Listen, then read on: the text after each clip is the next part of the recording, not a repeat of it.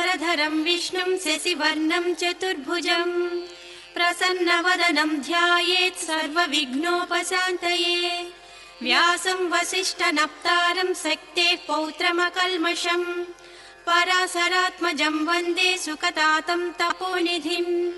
व्यासाय विष्णुरूपाय व्यासरूपाय विष्णवे नमो वै ब्रह्मनिधये वासिष्ठाय नमो नमः। अविकाराय शुद्धाय नित्याय परमात्मने सदैकरूपरूपाय विष्णवे सर्वजिष्णवे यस्य स्मरणमात्रेण जन्म संसारबन्धनात् विमुच्यते। नमस्तैस्मै विष्णवे प्रभविष्णवे। ॐ नमो विष्णवे प्रभविष्णवे। श्रीवैशम्पायन उवाच श्रुत्वा धर्मानशेषेण पावनानि च सर्वशः युधिष्ठिरस्यान्तनवं पुनरेवाभ्यभाषत। युधिष्ठिर उवाच किमेकं दैवतं लोके किं वाप्येकं परायणं स्तुवन्तः कङ्कमर्चन्तः प्राप्नुयुर्मानवा शुभम्। को धर्मः सर्वधर्माणां भवतः परमो मतः किं जपन्मुच्यते जन्तुर्जन्म संसारबन्धनात्। श्रीभीष्म उवाच जगत्प्रभुं देवदेवम् अनन्तं पुरुषोत्तमम् स्तुवन्नाम सहस्रेण पुरुषः सततोत्थितः तमेव चार्चयन् नित्यं भक्त्या पुरुषमव्ययम् ध्यायन् स्तुवन्नमस्यंश्च यजमानस्तमेव च। अनादिनिधनं विष्णुं सर्वलोकमहेश्वरम् लोकाध्यक्षं स्तुवन्नित्यं सर्वदुःखादिगो भवेत्। ब्रह्मण्यं सर्वधर्मज्ञं लोकानां कीर्तिवर्धनम् लोकनाथं महद्भूतं सर्वभूतभवोद्भवम् येष मे सर्वधर्माणां धर्मोऽधिकतमो मतः यद्भक्त्या पुण्डरीकाक्षं स्तवैरर्चेन्नरः सदा। परमं यो महत्तेजः परमं यो महत्तपः परमं यो महद्ब्रह्म परमं यः परायणम् पवित्राणां पवित्रं यो मङ्गलानां च मङ्गलम् दैवतं देवतानां च भूतानां यो व्ययः पिता यतः सर्वाणि भूतानि भवन्यादियुगागमे यस्मिंश्च प्रलयां यान्ति पुनरेव युगक्षये तस्य लोकप्रधानस्य जगन्नाथस्य भूपते विष्णोर्नाम सहस्रं मे शृणु पापभयापहम्। यानि नामानि गौणानि विख्यातानि महात्मनः ऋषिभिः परिगीतानि तानि वक्ष्यामि भूतये। ऋषिर्नामां सहस्रस्य वेदव्यासो महामुनिः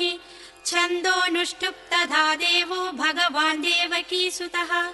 अमृतांशोद्भवो बीजं शक्तिर्देवकी नन्दनः त्रिसामा हृदयं तस्य शान्त्यर्देवि नियुज्यते। विष्णुं जिष्णुं महाविष्णुं प्रभविष्णुं महेश्वरम् अनेकरूपदैत्यान्तं नमामि पुरुषोत्तमम्। अस्य श्रीविष्णोर्दिव्यसहस्रनाम स्तोत्र महामन्त्रस्य श्रीवेदव्यासो भगवान् ऋषिः अनुष्टुप् छन्दः श्रीमहाविष्णुः परमात्मा श्रीमन्नारायणो देवता अमृतांशोद्भवो भानुरिति बीजम् देवकी नन्दनः स्रष्टेति शक्तिः उद्भवक्षोभणो देव इति परमो मन्त्रः शङ्खबृन्नन्दकी चक्रीति कीलकम् साङ्गधन्वा गदाधर इत्यस्त्रम्। ध्यानम् क्षीरोदन्वत्प्रदेशे शुचिमणिविलसत्सैकते मौक्तिकानाम् माला क्लुप्तासनस्तस्फटिकमणिनिभै मौक्तिकैर्मण्डिताङ्गः शुभ्रैरभ्रैरदभ्रैरुपरि विरचितैर्मुक्तपीयूषवर्षैः आनन्दीनः पुनीयादरिनलिन गदा शङ्खपाणिर्मुकुन्दः भूपादौ यस्य नाभिर्वियदसुरनिलश्चन्द्रसूर्यौ च नेत्रे कर्णावासा शिरोज्जौर्मुखमपि दहनो यस्य वास्तेयमब्धिः अन्तस्थं यस्य विश्वं सुरनरखगो भोगि गन्धर्वदैत्यैः चित्रं रं रम्यते तं त्रिभुवनवपुषं विष्णुमीशं नमामि। ॐ नमो भगवते वासुदेवाय। शान्ताकारं भुजगशयनं पद्मनाभं सुरेशं विश्वाधारं गगनसदृशं मेघवर्णं शुभांगं लक्ष्मीकान्तं कमलनयनं योगिहृद्यानगम्यं वन्दे विष्णुं भवभयहरं सर्वलोकैकनाथं मेघश्यामं पीतकौसेयवासं श्रीवत्साङ्कं कौस्तुभोद्भासिताङ्गं पुण्योपेतं पुण्डरीकायताक्षं विष्णुं वन्दे सर्वलोकैकनाथं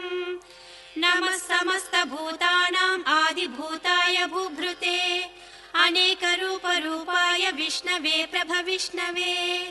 शशङ्खचक्रं सकिरीटकुण्डलं सपीतवस्त्रं सरसीरुहेक्षणं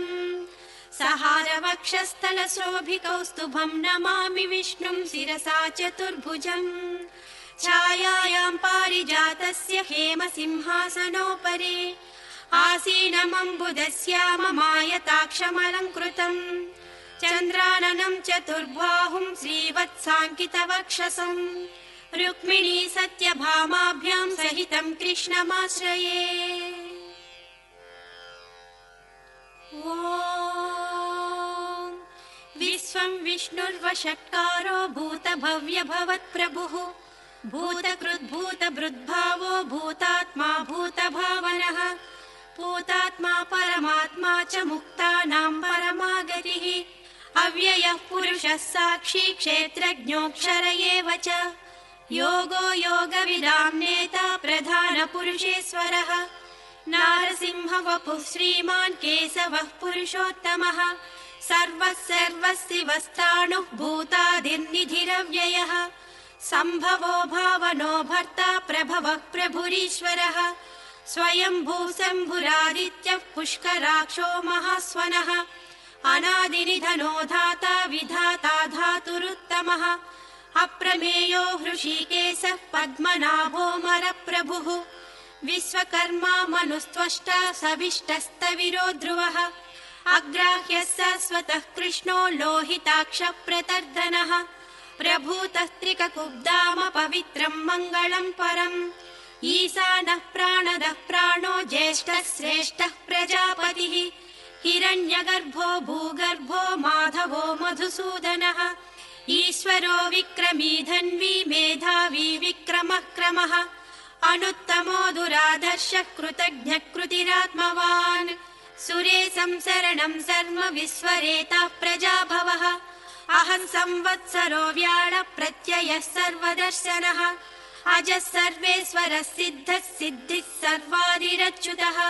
वृषा कपिरमेयात्मा सर्वयोगविनिष्कृतः वसुर्वसुमनः सच्चः समात्मा संमितः समः अमोघः पुण्डरीकाक्षो वृषकर्मा वृषाकृतिः रुद्रो बहुशिरा बभ्रुः विश्वयोनिः शुचिश्रवाः अमृतः शाश्वतस्थाणुः वरारोहो महातपाः सर्वगः सर्वविद्वानुः विश्वक्सेनो जनार्दनः वेदो वेदविदव्यङ्गो वेदाङ्गो वेदवित्कविः लोकाध्यक्षः सुराध्यक्षो धर्माध्यक्षः कृताकृतः चतुरात्मा चतुर्व्यूहः चतुर्दंष्टः चतुर्भुजः भ्राजिष्णुः भोजनं भोक्ता सहिष्णुः जगदादिजः अनघो विजयो जेता विश्वयोनिः पुनर्वसुः उपेन्द्रो वामनः प्रांशुः अमोघः शुचिरूर्जितः अतीन्द्रः सङ्ग्रहः सर्गो धृतात्मा नियमो यमः वैद्यो वैद्यः सदा योगी वीरः माधवो मधुः अतीन्द्रियो महामायो महासाहो महाबलः महाबुद्धिः महावीर्यो महाशक्तिः महाद्युतिः अनिर्देश्य वपुः श्रीमान् अमेयात्मा महादृदृक् महेश्वासो महीभर्ता श्रीनिवासः सताङ्गतिः अनिरुद्धः सुरानन्दो गोविन्दो गोविदाम्पतिः मरीचिः दमनो हंसः सुपर्णो भुजगोत्तमः हिरण्यनाभः सुतपः पद्मनाभः प्रजापतिः अमृत्युः सर्वदृक्सिंहः सन्धाता सन्धिमान् स्थिरः अजो दुर्मर्षणः शास्ता विश्रुतात्मा सुरारिः गुरुर्गुरुतमो धामः सच्चः सच्च पराक्रमः निमिषो निमिषस्रग्वी वाचस्पतिरुदारधीः अग्रणी ग्रामणी श्रीमान् न्यायो नेता समीरणः सहस्रमूर्धा विश्वात्मा सहस्राक्षः सहस्रपात् आवर्तनो निवृत्तात्मा संवृतः सम्प्रमर्दनः अहः संवर्तको वह्निः अनिलो धरणीधरः सुप्रसादः प्रसन्नात्मा विश्वदृग्विश्वभुग्विभुः सत्कर्ता सत्कृतः साधुः जह्नुर्नारायणो नरः असङ्ख्येयो प्रमेयात्मा विशिष्टः शिष्टकृच्छुचिः सिद्धार्थः सिद्धसङ्कल्पः सिद्धदः सिद्धिसाधनः वृषा हि वृषभो विष्णुः वृषपर्वा वृषोदरः वर्धनो वर्धमानश्च विविक्तः श्रुतिसागरः सुभुजो दुर्धरो वाग्मी महेन्द्रो वसुधो वसुः नैकरूपो बृहद्रूपः सिपिविष्टः प्रकाशनः ओजस्तेजोज्युतिधरः प्रकाशात्मा प्रतापनः वृद्धः स्पष्टाक्षरो मन्त्रः चन्द्रांशुर्भास्करद्युतिः अमृतांशोद्भवो भानुस्य स बिन्दुः सुरेश्वरः औषधं जगतः सेतुः सच्च धर्मपराक्रमः भूतभव्यभवन्नाथः पवनः पावनो नलः कामः कामकृत्कान्तः कामः कामप्रदः प्रभुः युगादिकृज्जुगावर्तो नैकमायो महासेनः अदृश्यो व्यक्तरूपश्च सहस्रजिदनन्तजित् इष्टो विशिष्टः शिष्टेष्टः शिखण्डी नहुषो वृषः क्रोधः क्रोधकृत्कर्ता विश्वबाहुः महीधरः अच्युतः प्रथितः प्राणः प्राणदो वासवानुजः अपान्निधिरधिष्ठानमप्रमत्तः प्रतिष्ठितः स्कन्दः स्कन्दधरो धुर्यो वरदो वायुवाहनः वासुदेवो बृहद्भानुः आदिदेवः पुरन्दरः अशोकस्तारणस्तारः सूरः सौरिर्जनेश्वरः अनुकूलस्य तावर्तः पद्मी पद्मनिभेक्षणः पद्मनाभोरविन्दाक्षः पद्मगर्भः शरीरभृत् महद्धिः रुद्धो वृद्धात्मा महाक्षो गरुडध्वजः अतुलः शरभो भीमः समयज्ञो हविर्हरिः सर्वलक्षणलक्ष्मण्यो लक्ष्मीवान् समितिञ्जयः विक्षरो रोहितो मार्गो हेतुर्दामोदरः सहः महीधरो महाभागो वेगवानमितासनः उद्भवक्षोभणो देवः श्रीगर्भः परमेश्वरः करणं कारणं कर्ता विकर्ता गहनो गुहः व्यवसायो व्यवस्थानः संस्थानस्थानदो ध्रुवः परर्धिः परमस्पष्टः तुष्टः पुष्टः सुभेक्षणः रामो विरामो विरजो मार्गो नेयो नयोनयः वीरः शक्तिमतां श्रेष्ठो धर्मो धर्मविदुत्तमः वैकुण्ठः पुरुषः प्राणः प्राणदः प्रणवप्रदुः हिरण्यगर्भः शत्रुघ्नो व्याप्तो वायुरधोक्षजः ऋतुः सुदर्शनः कालः परमेष्ठी परिग्रहः उग्रः संवत्सरो दक्षो विश्रामो विश्वदक्षिणः विस्तारस्तावरस्ताणुः प्रमाणं बीजमव्ययम् अर्धोऽनर्धो महाकोशो महाभोगो महाधनः अनिर्विण्णस्तविष्टो भूर्धर्मयूपो महामखः नक्षत्रनेमिर्नक्षत्री क्षमक्षामः समीहनः यज्ञयुज्यो महेज्यश्च क्रतुः सत्रं सताङ्गतिः सर्वदर्शी विमुक्तात्मा सर्वज्ञो ज्ञानमुत्तमम् सुव्रतः सुमुखः सूक्ष्मः सुघोषः सुखदः सुहृत् मनोहरो जितक्रोधो वीरबाहुर्विदारणः स्वापनः स्ववसो व्यापी नैकात्मा नैककर्मकृत् वत्सरो वत्सलो वत्सी रत्नगर्भो धनेश्वरः धर्मगुब्धर्मकृद्धर्मी सदसत्क्षरमक्षरम् अविज्ञाता सहस्रांशुः विधाता कृतलक्षणः गभस्तिनेमिः सत्त्वस्थः सिंहो भूतमहेश्वरः आदिदेवो महादेवो देवेशो देवभृद्गुरुः उत्तरो गोपतिर्गोप्ता ज्ञानगम्यः पुरातनः शरीरभूतभृद्भोक्ता कपीन्द्रो भूरि दक्षिणः सोमपोऽमृतपः सोमः पुरजित्पुरुषोत्तमः विनयो जयः सत्यसन्धो दासार्हः सात्वतां पतिः जीवो विनयिता साक्षी मुकुन्दो मितविक्रमः अम्भोनिधिरनन्तात्मा महोदधिशयोऽन्तकः अजो महार्हः स्वाभाव्यो जितामित्रः प्रमोदनः आनन्दो नन्दनो नन्दः सत्यधर्मा त्रिविक्रमः महर्षिः कपिलाचार्यः कृतज्ञो मेदिनीपतिः त्रिपदस्त्रिदशाध्यक्षो महाशृङ्गः कृतान्तकृत् महावराहो गोविन्दः सुषेणः कनकाङ्गदी गुह्यो गभीरो गहनो गुप्तश्चक्रगदाधरः मेधास्वाङ्गोर्जितः कृष्णो दृढः सङ्कर्षणोच्युतः वरुणो वारुणो वृक्षः पुष्कराक्षो महामनाः भगवान् भगहानन्दी वनमाली हलायुधः आदित्यो ज्योतिरादित्यः सहिष्णुर्गतिसत्तमः सुधन्वाखण्डपरशुः दारुणो द्रविणप्रदः दिवस्पृक् सर्वदृग्व्यासो वाचस्पतिरयो निजः त्रिसामः सामगः सामनिर्वाणं भेषजं विशक् सन्न्यासकृच्छमः सान्तो निष्ठा शान्तिः परायणम् शुभाङ्गः शान्तिदः स्रष्टा कुमुदः कुवलेशयः गोवितो गोपतिर्गोप्ता वृषभाक्षो वृषप्रियः अनिवर्ती निवृत्तात्मा संक्षेप्ता क्षेमकृच्छिवः श्रीवत्सवक्षा श्रीवासः श्रीपतिः श्रीमताम्बरः श्रीधः श्रीसः श्रीनिवासः श्रीनिधिः श्रीविभावनः श्रीधरः श्रीकरः श्रेयः श्रीमान् लोकत्रयाश्रयः स्वक्षस्वङ्गः सतानन्दो नन्दिज्योतिर्गणेश्वरः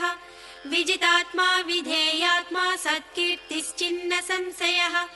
उदीर्णः सर्वतश्चक्षुर्ग्रनीशः शाश्वतस्थिरः भूषयो भूषणो भूतिर्विशोकः शोकनाशनः अर्चिष्मानर्चितः कुम्भो विशुद्धात्मा विशोधनः अनिरुद्धो प्रतिरथः प्रद्युम्नोमितविक्रमः कालनेमिनिहावीरः शौरिः सूरजनेश्वरः त्रिलोकात्मा त्रिलोकेशः केशवः केशिहा हरिः कामदेवः कामपालः कामीकान्तः कृतागमः अनिर्देश्य वपुः विष्णु वीरो नन्तो धनञ्जयः ब्रह्मण्यो ब्रह्मकृद्ब्रह्मा ब्रह्म ब्रह्म विवर्धनः ब्रह्मविद्ब्राह्मणो ब्रह्मी ब्रह्मज्ञो ब्राह्मणप्रियः महाक्रमो महाकर्मा महातेजा महोरगः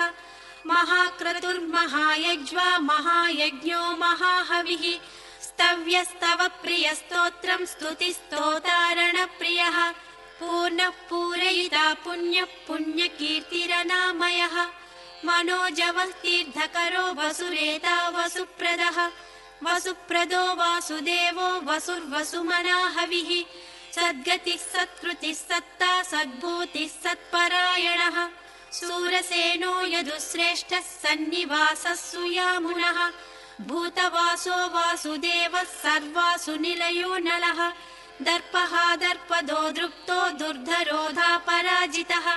विश्वमूर्तिर्महामूर्तिः दीप्तमूर्तिरमूर्तिमान्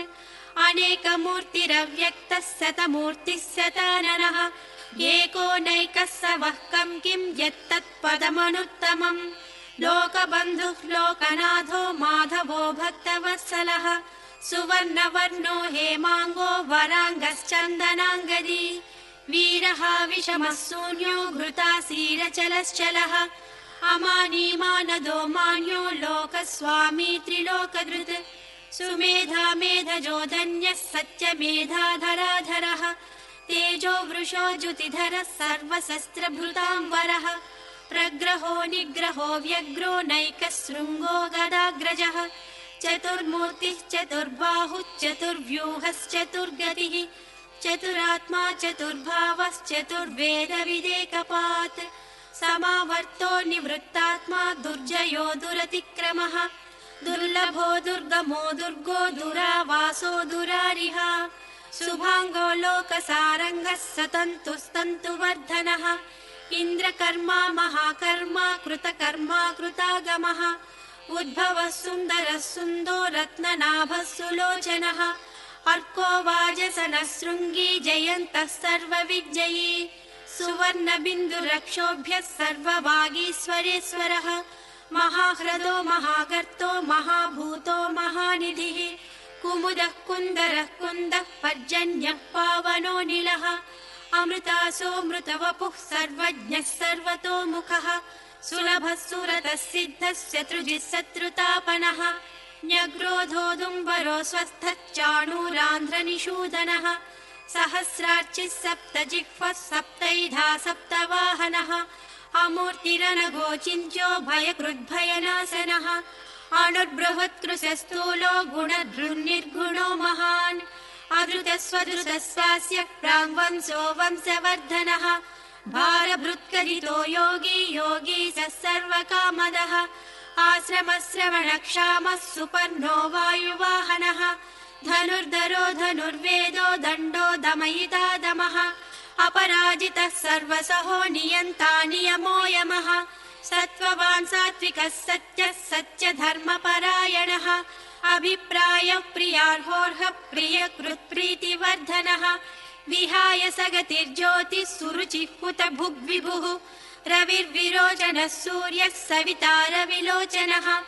अनन्तो हुतभुग्भोक्ता सुखदो नैकदोऽग्रजः अनिर्विण्णः सदामर्षि लोकाधिष्ठानमद्भुतः सनातनतमः कपिलः कपिरव्ययः स्वस्तिदः स्वस्तिकृत् स्वस्ति स्वस्ति भुक् स्वस्ति दक्षिणः अरौद्रः कुण्डली चक्री विक्रम्योर्जितशासनः शब्दातिगः शब्दसः शिशिरः सर्वरीकरः अक्रूरः पेसलो दक्षो दक्षिणक्षमिणां वरः विद्वत्तमो वीतभयः पुण्यश्रवणकीर्तनः उत्तारणो दुष्कृतिः पुण्यो दुःस्वप्ननाशनः वीरः रक्षणः सन्तो जीवनः पर्यवस्थितः अनन्तरूपोऽनन्तश्रीजितमन्युः भयापहः चतुरस्रो गभीरात्मा विदिशो व्यादिशो दिशः अनादिभूर्भुवो लक्ष्मी सुवीरो रुचिराङ्गदः जननो जनजन्मादिः भीमो भीमपराक्रमः आधारनिलयो धाता पुष्पहासः प्रजागरः ऊर्ध्वगः सत्पथाचारः प्राणदः प्रणवपणः प्रमाणं प्राणनिलयः प्राणभृत् प्राणजीवनः तत्त्वं तत्त्वविदेकात्मा जन्म मृत्युजरातिगः भूर्भुवः स्वस्तरुस्तारः सविता प्रपितामहः यज्ञो यज्ञपतिर्यज्ञा यज्ञाङ्गो यज्ञवाहनः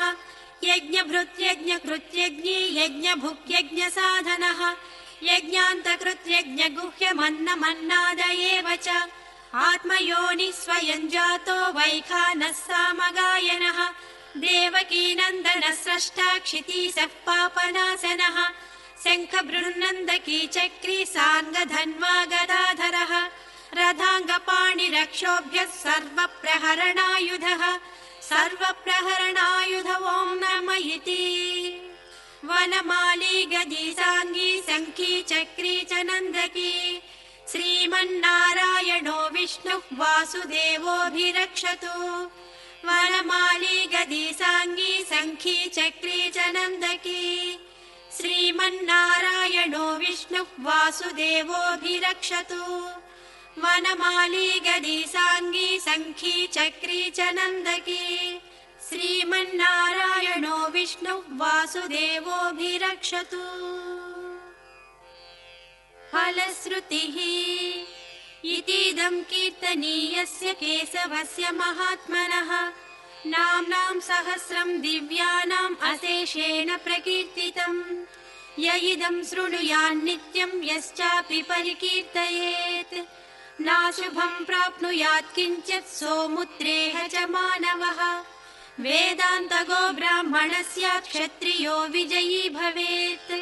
वैश्यो धनसमृद्धः स्यात् शूद्रः सुखमवाप्नुयात्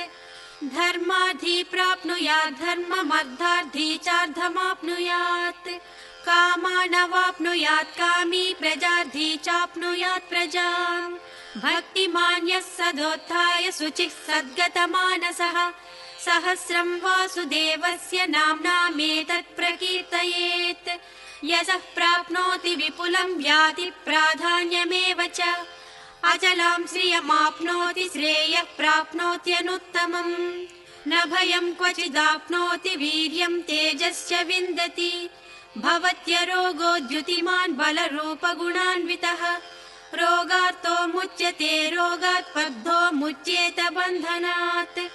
भयान्मुच्येत भीतस्तु मुच्येतापन्न आपदः दुर्गाण्यतितरत्यासु पुरुषः पुरुषोत्तमम् स्तुवन्नाम सहस्रेण नित्यम् भक्तिसमन्वितः वासुदेवाश्रयो मर्त्यो वासुदेवपरायणः सर्वपापविशुद्धात्मा याति ब्रह्म सनातनम् न वासुदेव भक्तानां न शुभम् विद्यते क्वचित् जन्म मृत्युजरा व्याधि भयम् नैवोपजायते इमं स्तवमधीयानः श्रद्धा भक्तिसमन्वितः युज्येतात्मसुखक्षान्ति श्रीधृतिस्मृतिकीर्तिभिः न क्रोधो न च मात्सर्यम् न लोभो नाशुभामतिः भवन्ति कृतपुण्यानां भक्तानां पुरुषोत्तमे ज्यौषचन्द्रार्कनक्षत्र खन्दिसो भूर्महोदधिः वासुदेवस्य वीर्येण विधृतानि महात्मनः ससुरासुरगन्धर्वं सयक्षोरगराक्षसम् जगद्वसे वर्ततेदं कृष्णस्य सचराचरम् इन्द्रियाणि मनोबुद्धिः सत्त्वं तेजो बलं धृतिः वासुदेवात्मकान्याहुः क्षेत्रं क्षेत्रज्ञ एव च सर्वागमानामाचारः प्रथमं परिकल्पते आचारप्रभवो धर्मो धर्मस्य प्रभुरच्युतः ऋषयः पितरो देवा महाभूतानि धातवः जङ्गमाजङ्गमं चेदं जगन्नारायणोद्भवम् योगो ज्ञानं तथा साङ्ख्यं विद्या शिल्पादिकर्म च वेदशास्त्राणि विज्ञानम् एतत् सर्वं जनार्दनात् एको विष्णुः महद्भूतं पृथग्भूतान्यनेकशः त्रिलोकान् व्याप्य भूतात्मा भुङ्क्ते विश्वभुगव्ययः इमं स्तवं भगवतो विष्णो व्यासेन कीर्तितम् पठेद्यैचेत् पुरुषः श्रेयः प्राप्तुं सुखानि च विश्वेश्वरमजं देवं जगतः प्रभुमव्ययम् भजन्ति ये पुष्कराक्षं न ते यान्ति पराभवम् न ते यान्ति पराभवम् वो नम इति अर्जुन उवाच पद्मपत्र विशालाक्ष पद्मनाभसुरोत्तम भक्तानामनुरक्तानां त्राता भव जनार्दन श्रीभगवानुवाच यो मां नाम सहस्रेण स्तोतुमिच्छति पाण्डव सोऽहमेकेन श्लोकेन स्तुत एव न संशयः ॐ नम इति व्यास उवाच वासनाद्वासुदेवस्य वासितं भुवनत्रयम् सर्वभूतनिवासोऽसि वासुदेव नमोऽस्तु ते वासुदेव नमोऽस्तु ॐ नम इति पार्वत्युवाच केनोपायेन लघुना विष्णोर्नाम सहस्रकम् पठ्यते पण्डितैर्नित्यं श्रोतुमिच्छाम्यहं प्रभो ईश्वर उवाच श्रीराम राम रामेति रमे रामे मनोरमे